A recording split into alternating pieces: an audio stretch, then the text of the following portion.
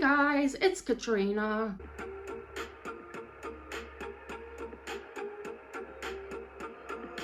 We all want to support disabled people, but the NDIS costs billions of dollars to the government, and the government doesn't have unlimited money. Cutting funds is often seen as the first solution, but it's important to look into this more deeply. In today's video, I will talk about the problem with cutting funds and alternative ways to reduce NDIS costs while still supporting disabled people.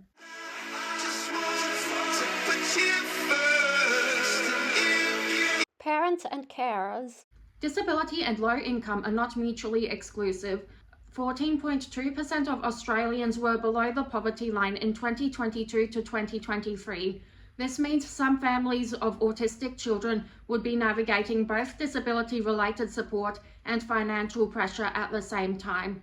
Almost 12% of the Australian population are carers, and 47% of them rely on government allowance as a main source of income.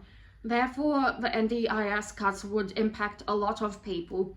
Parents and carers would need to work part-time in order to drive their children to therapy and provide other support. A Carers Australia survey in 2023 revealed that 47% of carers who had a paid job were working less hours than they wanted to, and 71% of carers said caring duties made them unable to work as much as they wanted to. Concern with thriving kids. One concern with thriving kids is that it wasn't designed with much voice from people with lived experience. The advisory committee only had one lived experience parent representative. Other members were chosen based on their professional expertise. Expert knowledge is important, but it doesn't always reflect what support feels like from the participant's point of view. When I was younger, I didn't like therapy sessions, and I think that reflects the importance of feedback from people with lived experience. Alternative to thriving kids. Thriving Kids costs $4 billion to the government. That money could have been allocated towards NDIS services. An alternative to Thriving Kids is integrating subjects, topics, and activities into mainstream classrooms that work on different skills. It won't replace therapy, but it would reduce the amount of sessions needed. If multiple people have their NDIS funds saved, it would lead to collective change. Rich people and big businesses.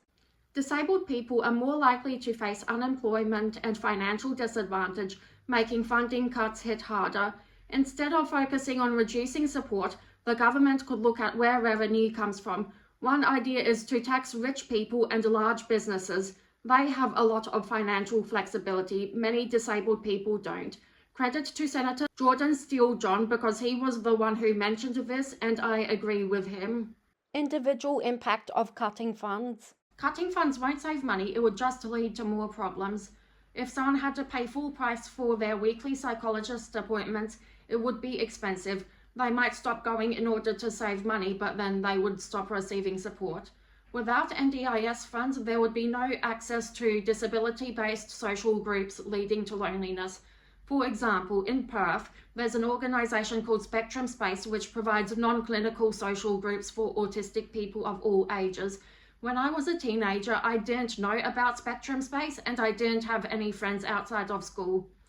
Without the right support, autistic students are more likely to have anxiety and other problems, making them less successful in school. I'm talking about not just grades, but also developing leadership skills and social participation. Collective impact of cutting funds. According to research from the University of Melbourne, more than 4.4 million Australians are disabled, but only 5,500,000 to 600,000 of them receive NDIS funds. As a percentage, this is equal to 12.5 to 13.6%, meaning a lot of disabled people don't have access to support, and the government shouldn't increase this. I couldn't find statistics like this many people with mental health problems didn't have access to NDIS, but having access to NDIS can reduce strain on other systems, such as emergency departments, hospitals, and mental health crisis services. Not only does it help an individual person, but it can lead to broader change. For example, if school students had access to the right support, it can improve engagement and educational outcomes. In the workplace, it can lead to more sustainable employment by helping people with their problems before reaching burnout. Also, autistic people are more likely to face unemployment, which reflects the barriers people may face from not receiving support.